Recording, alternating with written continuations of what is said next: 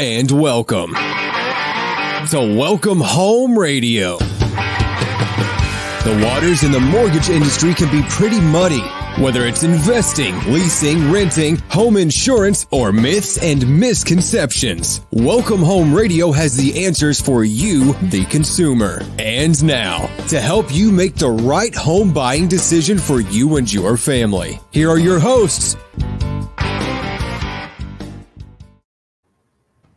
And welcome to Welcome Home Radio, where real estate lending and learning come together.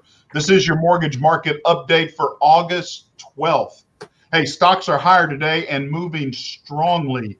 Mortgage bonds continue to move lower. The MBA released, the Mortgage Bankers Association released their mortgage application data, and overall volume rose 6.8%, with purchases up 2%. And year over year, 22% higher. That means people are still out there looking to get out of the rent race, the leasing race, and buying homes. Refinances continue to rise and is 47% year over year growth. The core reading, which strips out food and energy prices, increased by 0.6% month over month. But within the same reports, rents is rising across the United States by 3%. And medical care index rose 5% over last year. Very important data points, I think, that we need to look at and have and be aware of, the rent and medical. CoreLogic reported their loan performance insights for the month of May. 7% of mortgages are 30 days or more delinquent, up from 6%. Loans 60 to 90 days past due spiked from 0.7 to 2.8%. This is the first annual increase we've ever had, and it's a serious delinquent loan since November of 2010. Homes in foreclosure remain at about 0.3, but this could be artificially low due to the government programs and the delays in any foreclosure proceedings. With rates so low, the consideration to refurbish or upgrade homes is a common topic around the dinner table. And working from home requires a new office or upgrading the home so two people can work from home. Joining us today, as always, of course, is Alan Pace with Fathom Realty. And with us also today, I have a personal friend that updated my kitchen, my bathroom, my front room, and also a veteran brother, PK Kelley of Kitchen Tune-Up. Want to welcome them today. How are you guys? Go ahead, Alan. Doing well. How are you guys doing today? Well, hopefully we're going to get to see you because I only see myself. I don't know. Well, you're looking good, Mr. Thomas. I try. Hey, there they are. There we go. Hey, guys, great to see you. PK, great to see you and have you here today. I know you probably have just been, my goodness, when you worked at my house, it was constantly going for you. You guys did a great job for us. I'm really grateful for all the work. But your business has got to be booming right now. Would you agree? Is this COVID caused a lot of changes with people staying at home, long time looking at, hey, I want to do a change here. I want to do this here. Has that been happening? Yeah, absolutely. It's, we had a record July overall as far as sales are concerned. And it just keeps coming. There's no end in sight as far as slowdown goes for that. And we know that through polls and different things in the industry, where it's coming from and the homeowner's thought process and doing these things. But it's nonstop. We're booked out solid for 8 weeks and I keep it, and we're keeping it at 8 to 10 weeks that way. And I normally don't like for it to be booked out that far, but there's just no possible way, given the current circumstances and material issues and all that type of stuff, that there's too many unknowns with getting material throughout, whether it's manufacturing or shipping. I've had issues with both since this whole debacle started. So we keep people out there so that way that expectation is set when we walk in the door, and we go from there. You said the word debacle real quick, and I agree on a lot of that. A lot of people have been hurt, have lost jobs. Others have relocated, working out of their homes, which kind of ends up being a pay raise, so to speak.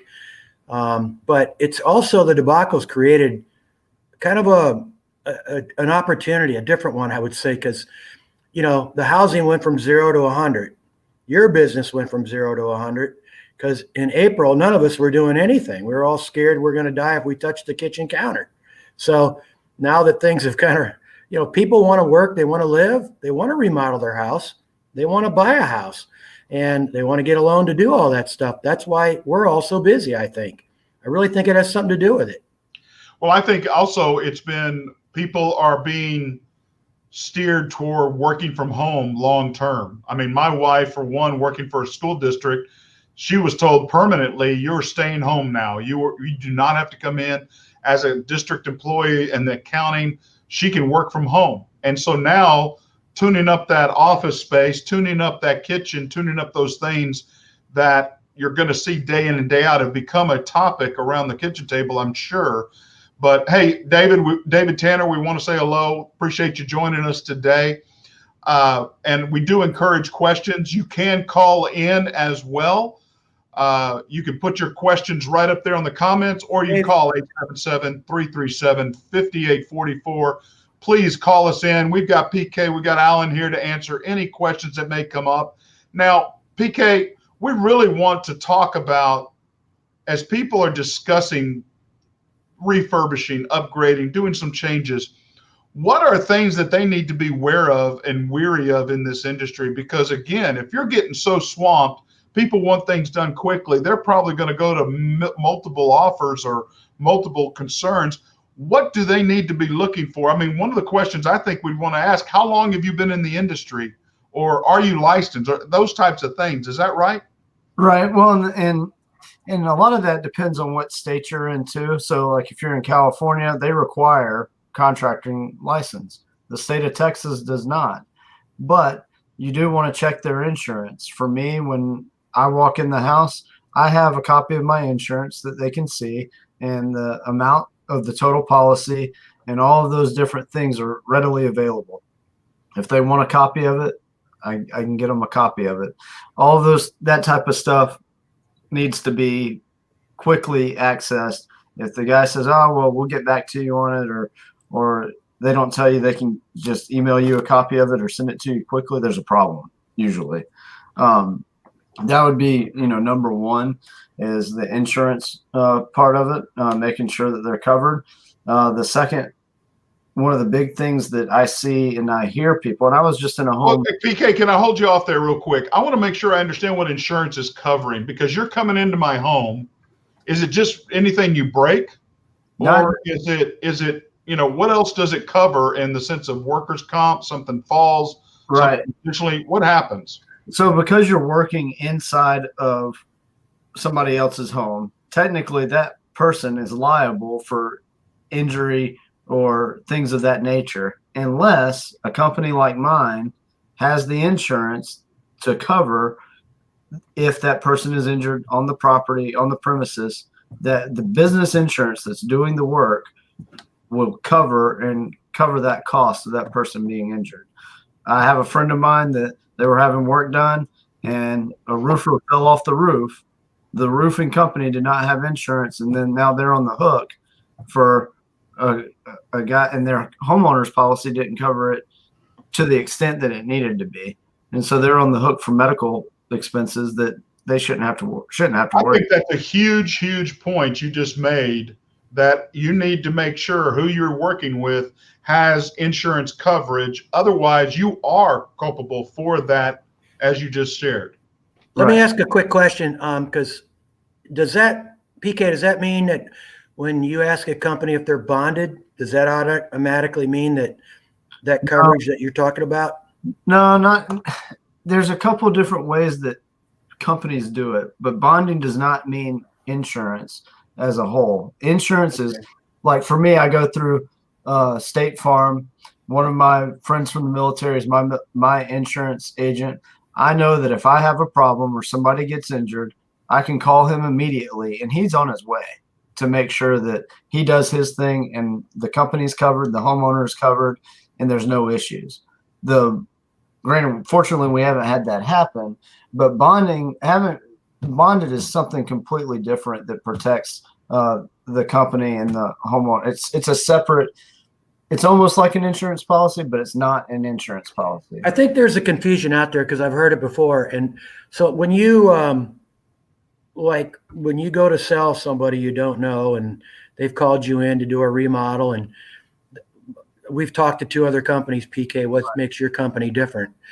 How do you explain, what do you call that insurance part? You just call it like company liability, or what, how do you word that? So I can explain it when I'm asked. Right. So when I tell somebody, they ask me if I have an insurance policy, I say absolutely. Here it is. I'm covered through State Farm, and I have a full coverage insurance policy, meaning I am covered from the smallest problem to and full coverage, kind of like a vehicle. When you say liability or full coverage, liability means for a contractor, I'm only liable for the things that I touch and all of that type of stuff. Well, if let's say your house catches on fire, but it's caught on fire from something I leave on the job site overnight, that company, the contractor, might not necessarily be on the hook or have the insurance policy to cover that, because it's a fire in the home that may or may not be able to be pinpointed to him. So who's going to cover it? Whose insurance? The homeowner? Yeah, and that's a big thing. There's so many companies out here doing roofs. Every week we have a roofing company come through our neighborhood and leave stuff on the front door. You have hail damage, blah, blah, blah, blah, blah. Right. And I tell you right now, PK, you just said something that 99% of us, we didn't have a clue. We thought somebody said they were bonded. That meant that we were off the hook and their people were covered. Should theft happen, should damage happen. I had no idea. Blair, correct me if I'm wrong. I had no idea that if I had a professional company in here and they got hurt, that my insurance was on the hook. Yeah, no, I wasn't aware of until I met and worked with PK and his folks and asking this key question, because I wanted them to understand coming into my house, I know my insurance covers, but what's the culpability of me having to take on that if an accident happens? Because they were working in multiple locations in our home. And there is a huge difference in bonded and workers' comp, as well as claims of broken or something breaks at the house that's by accident. So you've got to have that coverage. And I'm glad we're bringing this up, because I think it is and David Tanner even says it's an eye opener when mom and pops don't know their insurance is going to have to cover something like this. And a roof repair, my goodness, everybody thinks roof repair are easy.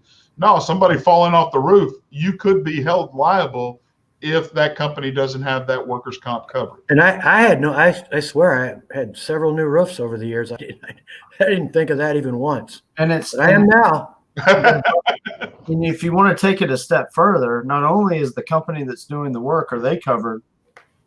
Are they subcontracting? Does the subcontracted company have insurance? So for me, if I subcontract anything, then I make sure that my company is covered I'm considered additional insured under their policy. So that way I'm double covered. If I don't have to worry about it. If that's not the case, or because there's so many general contractors out there, especially in the DFW market, there's a huge amount of them. How many of them are checking to see if their subcontractors are insured? I would say I don't know any of them. I mean, I really don't. I'm a lot to think about here. I love it. And to David's point, I'm actually in a loaner car right now. I'm getting some service done to mine, and I have a nice pickup truck, and my insurance is covering it. I know I'm okay there. That's different. To me, this is something, I'm telling you, 99% of the people have no idea. They hire, they get bids. They either go for the cheapest or second cheapest, generally, if they don't really think it through. And, you kind of get what you pay for. And in this sense, oh my God, it's a big, big deal. That's such good information, PK. Well, and I can say that I've worked with somebody. I brokered a cabinet deal, no different than brokering a sale in any other industry, where the homeowner hired another contractor to do the work. All he did was purchase cabinets from me like he would have a big box store, Home Depot or Lowe's. In the process of that, this contractor ruined $18,000 worth of cabinets, ruined them. And he came to me and wanted to ask me, is this a warranty issue, or can he claim it as a warranty, or would I be willing to replace them for nothing and then do the rest of the work?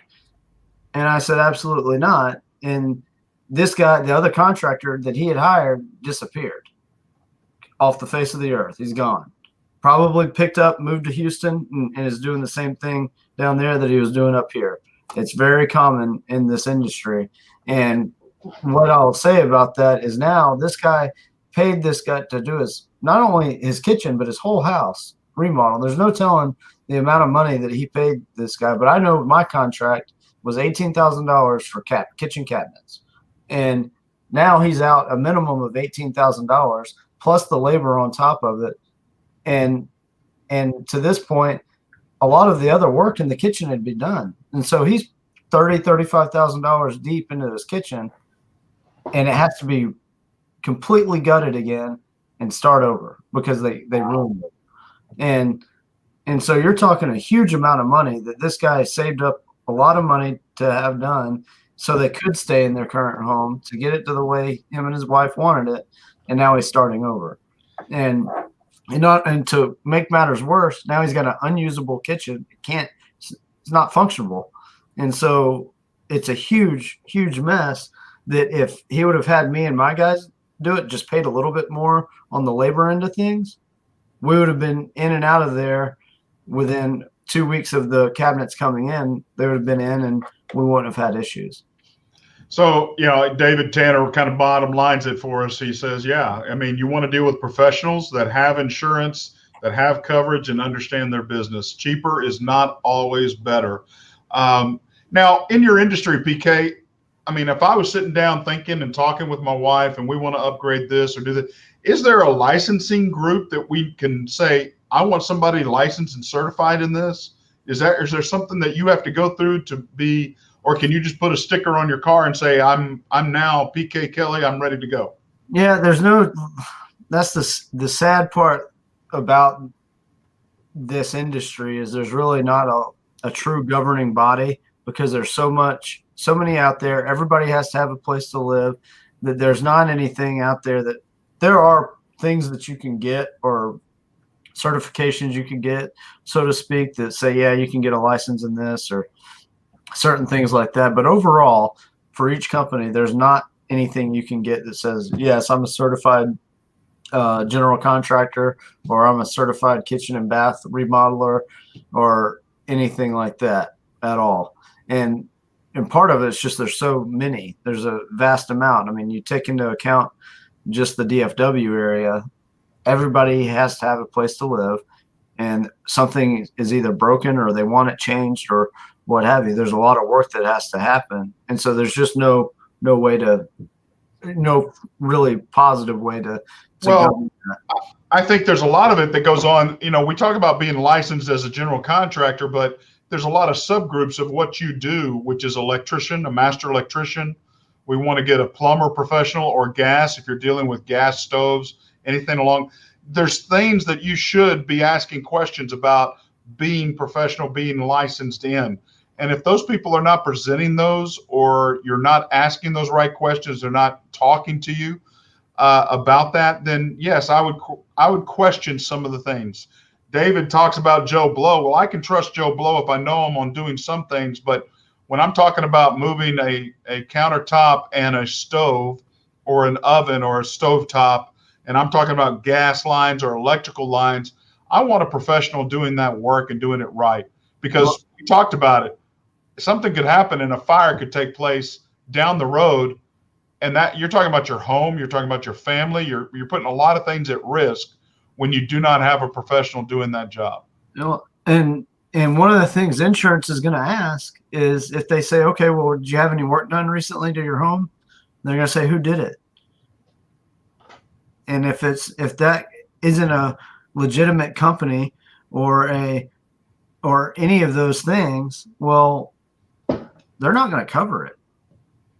I mean, who in all reality, who really reads all of the fine print in an insurance policy?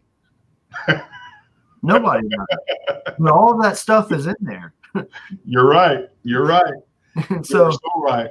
Well, it sounds one like of the things I learned on this show is that every time you fill out a job application, there's a thing in there about checking your credit and you're giving them permission. And so, like you said, PK, that's something I learned on this radio show too. I didn't know that. Not that I've applied for a job in a long time, but I'm just saying, when I did, I had no idea they were checking my credit. And very true. I think that's kind of funny, but you're right. Nobody reads the fine print on anything. And you can bet your butt that anybody out there with the contracts has got stuff in there that's favorable towards them. Sure. It's going to protect them. Now, Right. One of the basic things I think any listener can do and be aware of is just simply ask for references, to be able to talk to those references. Would you agree to that? I know you're going to put your best foot forward. You're going to put your best friends who you just did a job with, but that is one thing we can do. Somebody similar to what you're wanting to do, here's somebody we just did that work for. Is that right? right. Absolutely. I mean, feel free to ask questions, and ask questions when that person is in the home. And for me and some of the other contractors that I know that do top quality work and really listen to the customers and all of that type of stuff, are they, when they're coming into your home, are they just looking around and giving you a price, or are they actually, is there a system to it? If there's an actual system and I'm going in, for example, to replace the doors and drawer faces in a kitchen, and to do that, I'm counting every drawer and door, and then I'm counting the number of boxes, because I know, based on the number of, in general, on average, how much time and how much money it's going to cost me in labor and material to replace that and to fix it. If they're not doing that, and say a painter comes in and just eyeballs the kitchen and says, oh, it's going to be $4,500. Well, he might be giving the same $4,500 price to a kitchen half your size. So there's no consistency. That guy doesn't know. He doesn't know what his profit margins are. He doesn't know. It's not a real business at that point. In a professional's eyes, that's not professionally ran. That's not taking care of the customer, because I have nothing to hide, I can show those numbers to them, and it breaks it down per door, per box, and they don't just see $4,500. They actually see, okay, now it makes sense. Now I see where the money's broken down, and I've got 45 doors and drawers and 10 cabinet boxes. Now it makes sense. Now I can see it. Well, one of the things you did, PK, that I've always grown up learning this is mistakes happen when you measure once, cut twice, but you measured twice and cut once. You came to my home 2 separate times to make sure that bathroom door was the size it was, to double check, to make sure. And that was a good thing, especially any work. And when your people got there, I watched them. That is very important to understand that business and be able to explain it. If you can't go into that in depth, I really think, and when you're talking to somebody about a project in your home, what you want to do, your concerns, your questions, I think they need to be there ready to answer them and be aware, because, I know you probably spent, I think, 4 hours, 3 hours, maybe 3.5 with us going through all the different things. And that was about 1/3 of the total time it took to do the whole project in our house. Right. That's a good thing, because you're doing that measuring twice, cut once. Because if you're cutting twice, measuring once, oh my goodness, the stuff out in front of the yard, the mistakes that can be made, the things that can be broken, can be a travesty, I think, and add to the project itself. I got one more quick question before we leave this insurance subject completely. Is there do you get like a professional card from State Farm or your insurance company that you have, that, because if somebody that you don't know, if I don't know somebody walks in my house, they go, oh yeah, I got all the insurance in the world, I'm great, I'm A+ and all that, and I say, well, show me. Is Right. is there something that the people put out that you go, here, Mr. Thomas, this is my here's my insurance and I'm covered. If we get hurt in your home, it's on me. Right. Right. So for me, I have a lookbook, and that either stays in my truck or I take it into the home with me. It just depends on what I'm going to give them a quote on for the first consultation or first meeting. And every time I open the lookbook and I say, and on the second page, you'll find a copy of my insurance. Awesome. If you want to make a copy of it while I'm here, feel free, pull it out, make a copy of it. I've signed and dated it. It shows the term, the life of the insurance policy, and then I just put it just like vehicle insurance. When they send me a new one, I slip a new one in there. Well, I'm going to ask from now on. I've learned here something, and it's pretty hard in my thick skull, but once I get it in there, it ain't coming out. And anybody comes over to work on the house, they're going to have to show me that, or it ain't going to happen. I don't care what their damn price is. It ain't happening. There you go. Right. I think that's a very good point. And not only also and be able to see what their insurance policy covers. Does it cover $100,000? Because that's not going to cover most of the houses around DFW. Or does it cover, like my policy in particular, covers $2.5 million of insurance of total of loss. So I can cover the vast majority of homes. If I need to bump it up to go work on a certain home, absolutely I can do that. And that's cool. But just to kind of have a little fun segment here, we had an insurance guy on a week or two ago, and most of us got 100, 300, 100. Yeah, okay, last week, 100, 300, 100. And a buddy of mine told me that it's generally that's a good insurance, but there's so many exotic sports cars in like Atlanta, Dallas, LA. If you hit $1 million, there goes your house, everything you got, your dog, the kitchen sink. I don't know. I thought that was funny, but I don't want to hit nobody like that because I'm sure I'm underinsured too. Put your house in trust so it can't be touched. Hey, one of the things, let's talk about, you talked a little bit about project timeline. And let's set expectations. We're thinking about changing up. And one of the things I know is office space. People are moving themselves to a dining room area. They're moving themselves to the kitchen table just to give them room. 2 people are working from home that haven't had to, or their kids are having to be homeschooled now. What kind of timeline are we looking at in doing a project from start to finish in the industry you're in with the timelines you've talked about? What can you give us a gist of what we're looking at? I would say in total, like a minimum expectation for, depending on what they want to do, like let's say it's to add a built-in desk with built-in cabinets, that type of time frame.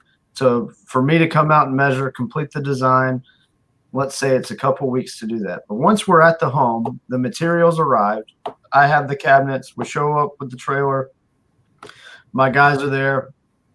We're going to be there for probably 3 days from start to finish, from tear out of whatever it is we need to get rid of in the current space, and from tear out to complete finishing, because you're probably going to wind up, and most people do, they wind up painting the walls, painting the trim. Those different types of things do come about, and I don't let that scare you, PK. Don't let that scare you. He did. I know he's scary, PK, but it's okay. You're a veteran. Don't let that scare you. But I include that in my timeline because that's my expectation that those things are going to be touched.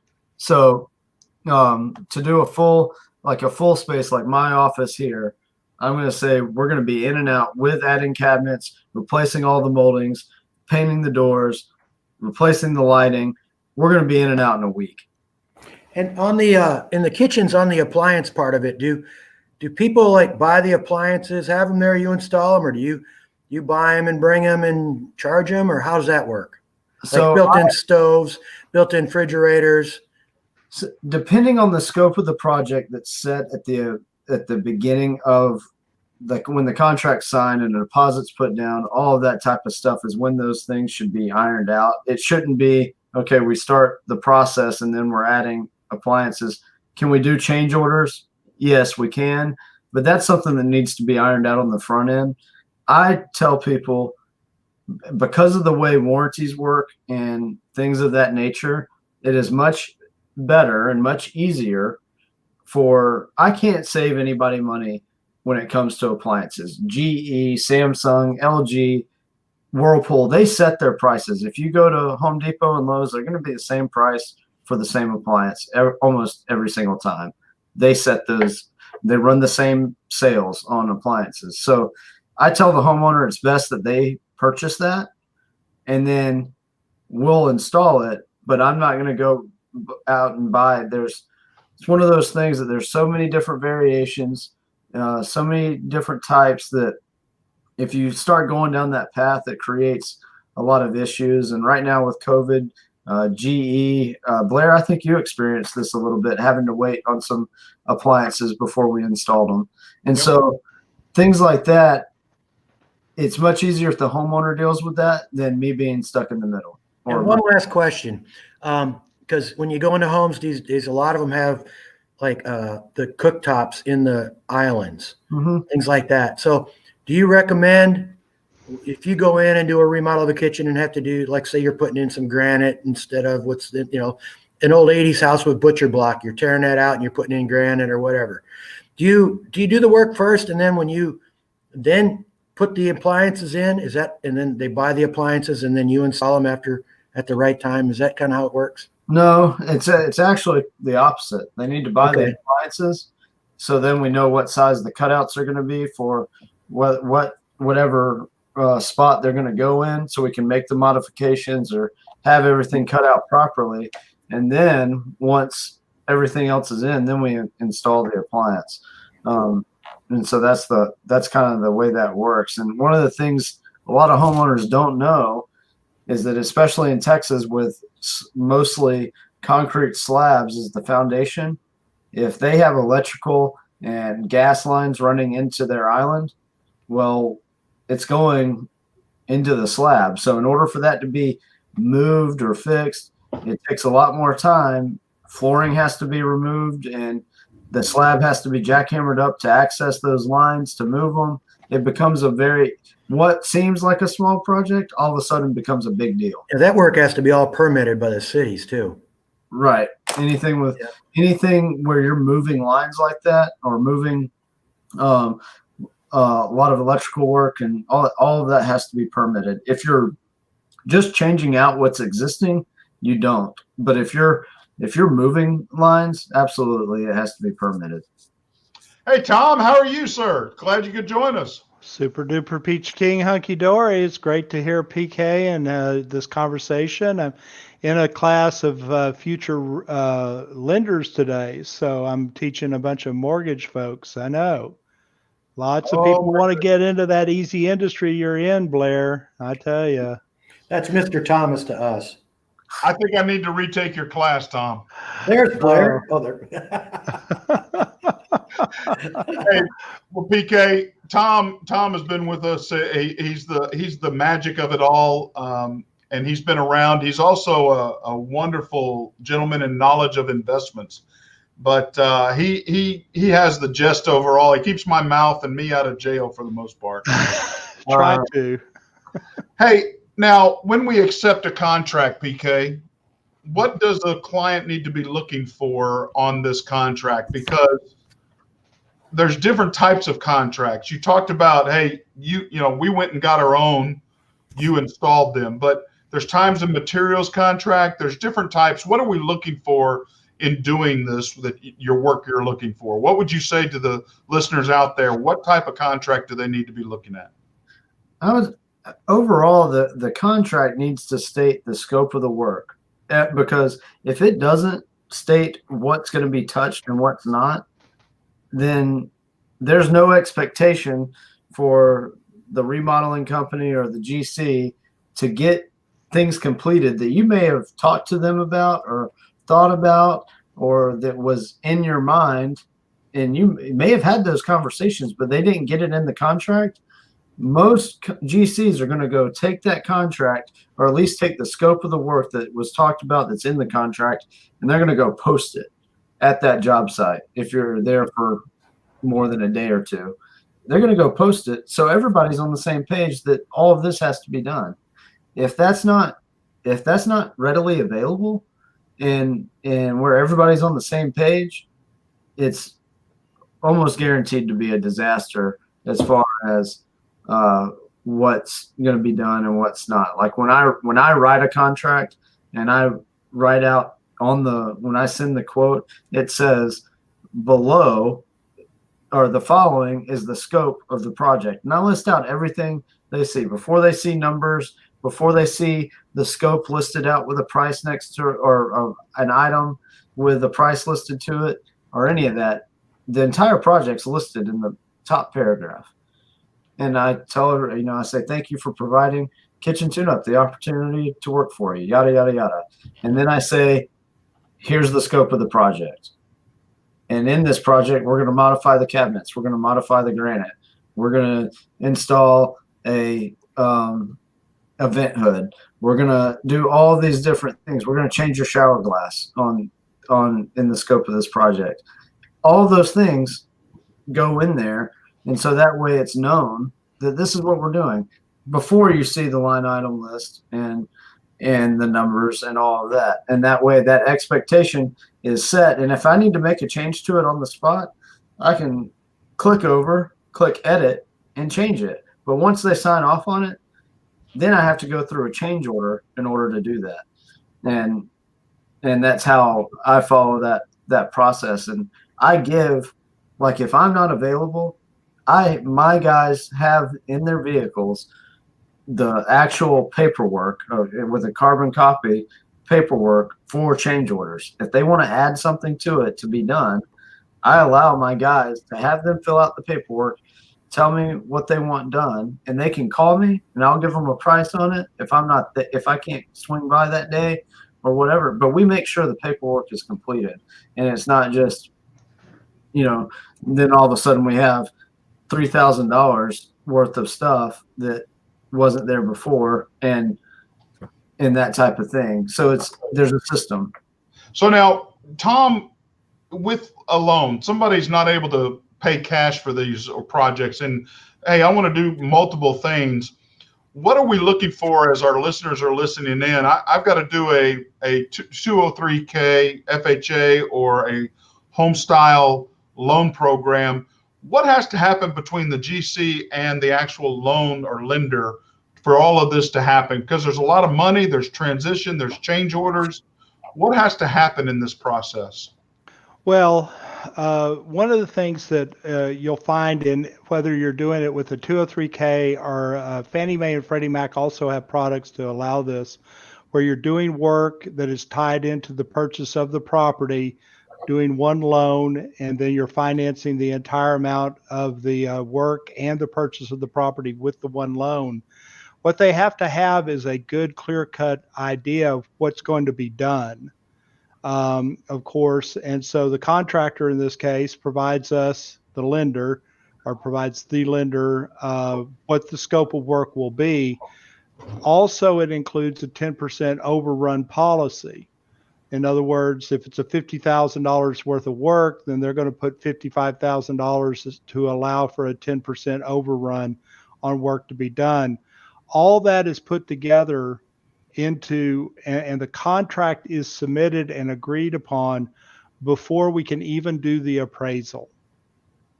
Because the appraiser has to see the contract, the underwriter has to see the contract, everybody has to see that paperwork. So the contract is really what is the binder here that makes these types of financing methodologies work.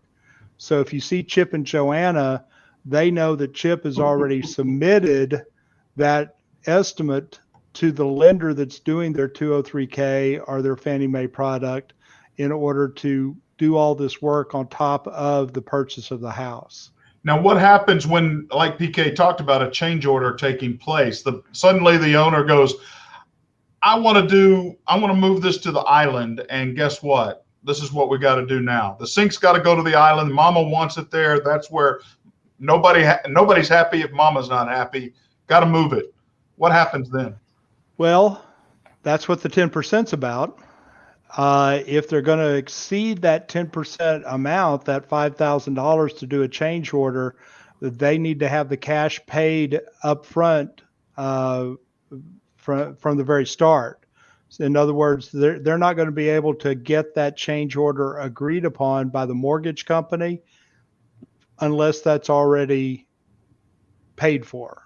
So it's additional. It comes out of their pocket if they choose to soak up that 10% and any additional dollars. That's right. So it is possible, but again, it is challenging. And hopefully we're trying to demonstrate this is a very easy thing to do in making changes. Great work with GCs like PK, but you do need to have your ducks in a row. You do need to have your insurance. You need to have your contract. That's exactly where we're headed with that conversation. I mean, PK is going to have and know and go over these things with that buyer to a degree and to an extent that, hey, we want to be sure about this, because sometimes if somebody comes back and says, well, I want to make this change, it may not be consistent with the neighborhood. And that's, again, what they're going to be pulling out of pocket to pay is something that they want to put in that toilet that you can sit down on that warms up when you sit on it. Too much information. Nice. Too much information. Well, Costco, they actually saw one of these. They have that toilet and that they were selling it for $5,000. I was like, man, that's the kind of toilet that I want to be around. You see the scope of work that Tom works in. Heated toilets, not heated car seats, heated toilets. Heated toilets, exactly. Once you can plug your iPad pod into and it plays music. I'm sure we charge. Hey, you know what I heard? I heard it might rain next week. Whew, man. Yeah, it gives you weather reports. Yeah. No, and what I would say to the viewers is also like not every contractor has the capability or the means to be able to come up with a design before you go into a big venture like this. And if they don't, in my professional opinion, I would steer clear of it. You're going to pay more money per little piece of the project with somebody that does have that capability, but at least you get to get a visual on it before you go down that road. Because if you don't, then you're just leaving yourself open for too many problems if you can't get that type of visual. We use CAD. I can get a 3D of a kitchen or a bathroom. I can get a 3D design of that space within 3 days. I can have that done.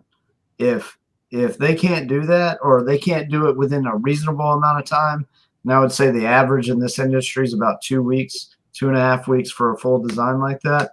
If they can't do that, then I wouldn't venture down that road with that particular contracting company. And PK brings up a great aspect of because there's too much at risk. What's that? Go ahead. You bring up a great aspect as to your services, what you can do. You're heading off some of the fires before the match is even brought out. By doing some of the stuff you're talking about and that you've been addressing, clearly that's a huge advantage to those people using your skill set, because the lender, if they're helping finance this, they don't want any unknowns. Right. And if there are unknowns, they can be quickly rendered and quickly resolved. Man, that puts you head and shoulders above the competition. And I cannot tell you how important that is in the lending side of it, to be able to have that relationship with a good GC in your case. Yes, totally agree. One of the things, PK, I think that I enjoyed was your site manager. And tell us how important a site manager to not only the client relationship, but daily updates to maintaining quality control for you. Yeah, I mean, he's really invaluable overall, because with that, he's basically I look at him like an extension of myself. And they're coming to get me. I'm sorry. I I maybe. Right back in. Sorry, I could not resist, PK. I don't have my soundboard anymore, and so I have to use everything I possibly can. Well, that was a fire truck going by, so the headset works good. But no, this having a good lead or a site manager or any of the terms that you want to call with the foreman is critical because if you don't have that, I can almost guarantee that the flow of the job, how long you're there, all of that type of stuff is going to be. There's the potential for disaster is there. I'll say that the having Jeremy is a massive. Well, I hope you can hear the dogs. Oh no! They got the dogs coming to get PK. They're breaking down the door. Oh my gosh! I knew once you started talking about toilets, it was all going to go downhill. You knew immediately.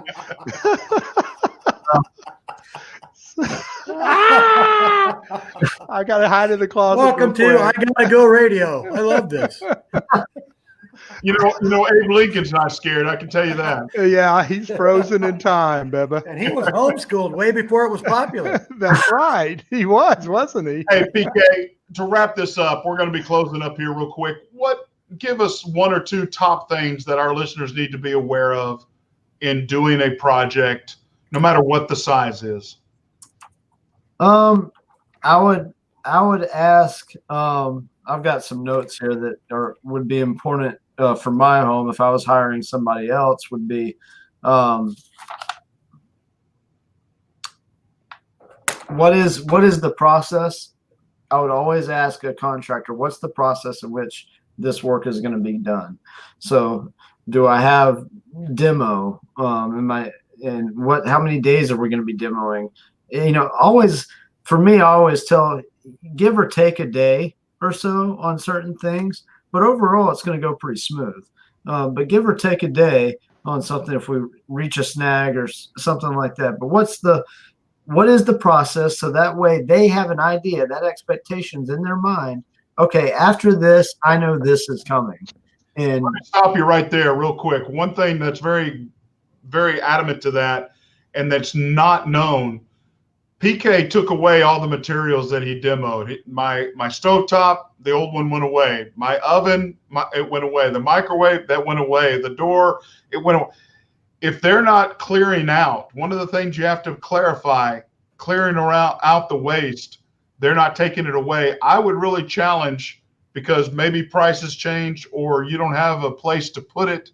That could be a big issue. And it could have been almost uncertainly, unless it was written in our contract, because your guy went, now, are we taking this? And we were like, of course you are. And he goes, oh yeah, there it is. Okay. But it's not clarified, and it's not a question that many people ask. Right. Well, and so I have a good friend of mine that runs a junk removal business in Tarrant County. And for him to come out, and depending on how much waste it is, let's say it's a full trailer load of demo waste, that's at least $1,000 that he's going to charge for his business to haul that off, for his guys to come out, load it up, and haul it off. And so if all that being said, if that's not part of it, that expectation's not being set, then for the homeowner, that's a big deal, $1,000 that they weren't expecting to spend, but now they've got the homeowners association barking down their, banging down their front door because they've got trash sitting outside with nowhere to put it. Yeah. And so it can be a big problem. It is. Hey guys, we are running out of time. PK, it's been a joy having you here. Will you come back? Because I don't think we covered but even half of what we need to let people be aware. So I would love to invite you back next week, guys. Real excited. I hope you can join us. We have the construction loan expert coming on to talk about doing an FHA, USDA, VA, or conventional construction loan program that we can put in place for you right now and not have to put 10% down, but you can put 3.5% or 5%, or as a veteran, zero down construction home loan. Real excited about next week. Hope you all can join us. PK, thank you again, brother. Appreciate all the work you did at our house. I'm Blair Thomas. I'm Tom Holm. I'm Alan Pace. God bless. God bless America, and y'all have a great week. We'll see you next week. Thank you again.